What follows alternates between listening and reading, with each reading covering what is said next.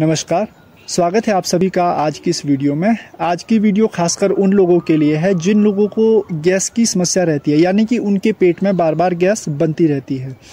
तो सबसे पहले हम जानेंगे इस गैस बनने के शरीर में क्या क्या कारण हमारे हो सकते हैं। तो जैसा कि आप सभी जानते हैं कि जब हम लोग खाना खाते हैं तो उसके बाद हमारे शरीर में जो है वो पाचन क्रिया होती है।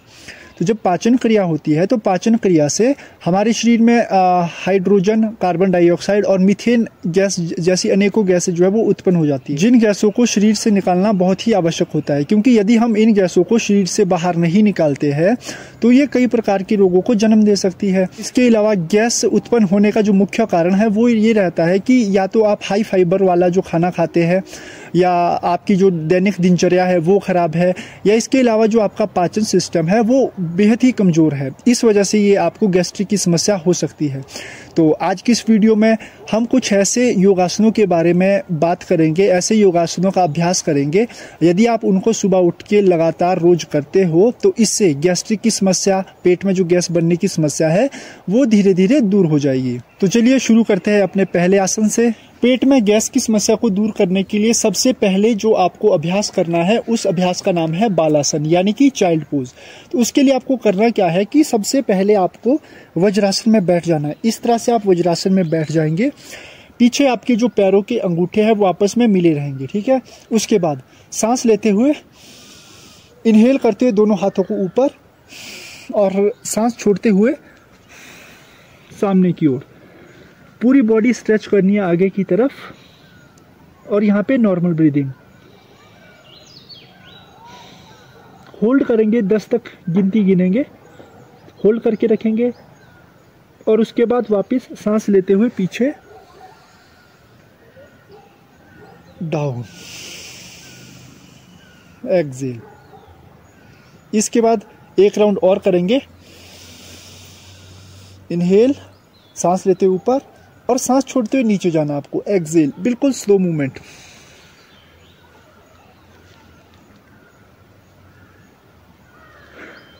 सामने की ओर देखना है, आपकी चिन जो है वो जमीन पे लगी रहेगी। सांस लेते हुए वापस, और साइड से हाथों को नीचे लाते हुए रिलैक्स। ये था हमारा चाइल्ड पोज। इसका अभ्यास आपको लगातार 5 बार करना है। इस अभ्यास को करने के बाद हम अभ्यास करेंगे अधोमुख श्वानासन का। तो अधोमुख श्वानासन का अभ्यास करने के लिए आप इसी स्थिति में रहेंगे। बस आपको करना क्या है कि अपने हाथों को आगे प्लेस कर देना है, अपने कंधे जितना, और अपने घुटने पे खड़े हो जाना है इस तरह से। और उसके बाद अपने जो पैर है आपके पीछे, इनको फ्लैट कर देना इस तरह से।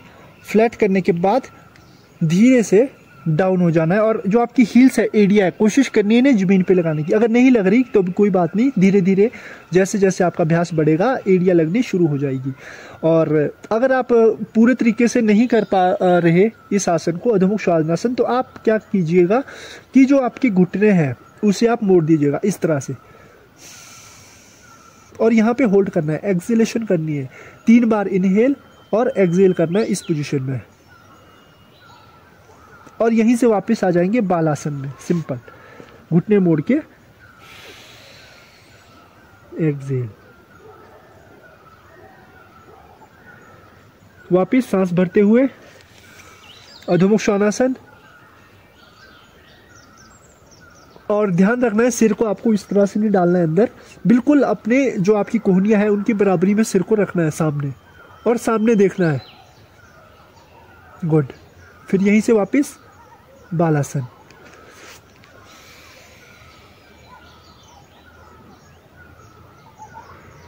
रिलैक्स।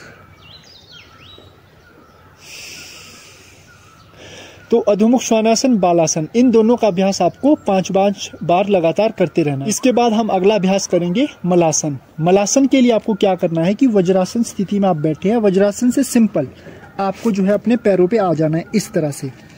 देखेंगे एक बार, जैसे जितना गैप आपके कंधों में है उतना ही गैप आपको अपने दोनों पैरों के बीच में रखना है। सिंपल इस तरह से पैर रखा, स्पाइन को बिल्कुल सीधा रखना है, स्पाइन स्ट्रेट, और अपने दोनों हाथों को नमस्कार मुद्रा में इस तरह लाएंगे, और अपनी कोहनियों से जो है अपने पैरों के बीच में थोड़ा सा प्रेशर बनाएंगे इस तरह से।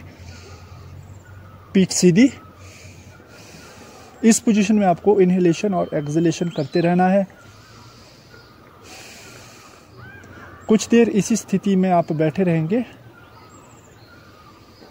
देन रिलैक्स, और इसके बाद अगेन एक बार और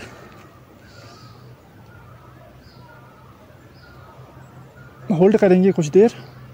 देखेंगे प्रेशर जो है आपकी स्पाइन पे पड़ेगा, और उसके बाद रिलैक्स।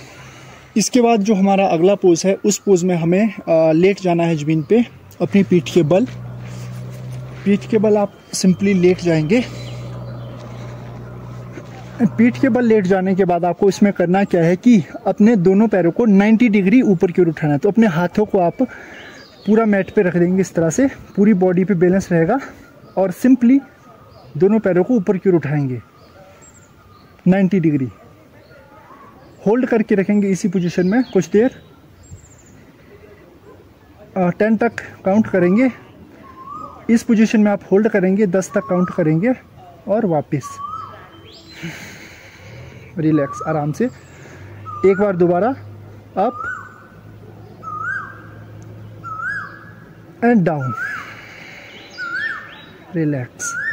अगर आप इसको करने में असमर्थ हो तो इसके लिए आपको करना क्या है कि आप एक बेल्ट का भी उपयोग कर सकते हैं। तो इसमें क्या करेंगे आप कि अपने दोनों जो बेल्ट है उसमें अपने दोनों पैरों को फंसा लेंगे, इस तरह से लेट जाएंगे ज़मीन पे, और धीरे से अपने जो दोनों बाजू है उनको बेंड करते हुए रखेंगे, और अपने दोनों पैरों को 90 डिग्री पर ले आएंगे इस तरह से। होल्ड करके रखेंगे 1 2 3 4 5, और इसके बाद वापस धीरे धीरे छोड़ देंगे, रिलैक्स।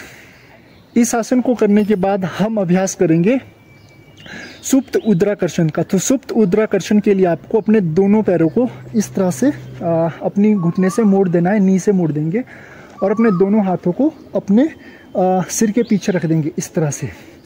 इस तरह से रखने के बाद अब इस आसन में आपको करना क्या है कि जो आपके पैर है, आपके दोनों पैरों को आपको पहले लेफ्ट साइड को मोड़ देना है, और अपने सिर को राइट साइड के लिए इस तरह से होल्ड करेंगे कुछ देर, और इसके बाद अपने पैर को ऑपोजिट साइड ले जाएंगे, लेफ्ट साइड, और अपने सिर को राइट साइड।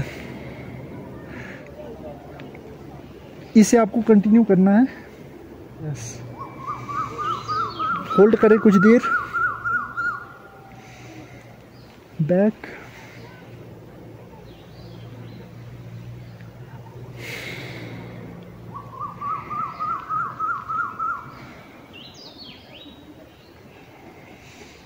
जब आप साइड में आए तो एक्सहेल करना है पूरी तरह से, and another side, exhale, relax. इसके बाद शवासन में कुछ देर आप लोग रिलैक्स करेंगे। तो ये थे वो कुछ आसन जिनकी सहायता से आप अपनी जो गैस्ट्रिक की समस्या है, पेट में जो गैस बार बार बनती है, उससे आप छुटकारा पा सकते हैं। तो अगर आपको ये वीडियो पसंद आई हो तो इस वीडियो को ज़्यादा से ज़्यादा शेयर करें, और अब मिलते हैं अगली वीडियो में किसी अन्य टॉपिक के साथ। तब तक के लिए नमस्कार।